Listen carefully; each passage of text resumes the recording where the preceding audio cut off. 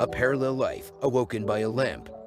My last semester at a certain college, I was assaulted by a football player for walking where he was trying to drive. Note he was 325 pounds, I was 120 pounds. While unconscious on the ground, I lived a different life. I met a wonderful young lady. She made my heart skip and my face red. I pursued her for months and dispatched a few jerk boyfriends before I finally won her over. After 2 years we got married and almost immediately she bore me a daughter. I had a great job and my wife didn't have to work outside of the house. When my daughter was 2, she bore me a son. My son was the joy of my life. I would walk into his room every morning before I left for work and doted on him and my daughter. One day while sitting on the couch, I noticed that the perspective of the lamp was odd, like inverted. It was still in 3D but just wrong. It was a square lamp base, red with gold trim on 4 legs and a white square shade. I was transfixed. I couldn't look away from it. I stayed up all night staring at it. The next morning I didn't go to work. Something was just not right about that lamp. I stopped eating. I left the couch only to use the bathroom at first. Soon I stopped that too, as I wasn't eating or drinking.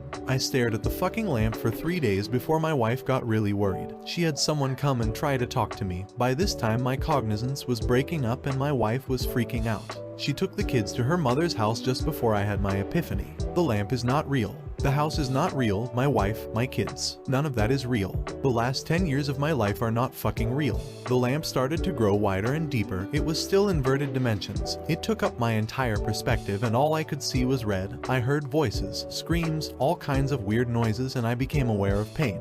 A fucking shit ton of pain. The first words I said were, "I'm missing teeth," and opened my eyes. I was laying on my back on the sidewalk surrounded by people that I didn't know. Lots were freaking out. I was completely confused. At some point a cop scooped me up, dragged, walked me across the sidewalk and grass and threw me face down in the back of a cop car. I was still confused. I was taken to the hospital by the cop and given CT scans, etc. I went through about 3 years of horrid depression. I was grieving the loss of my wife and children and dealing with the knowledge that they never existed. I was scared that I was going insane as I would cry myself to sleep hoping I would see her in my dreams. I never have, but sometimes I see my son, usually just a glimpse out of my peripheral vision. He is perpetually 5 years old and I can never hear what he says.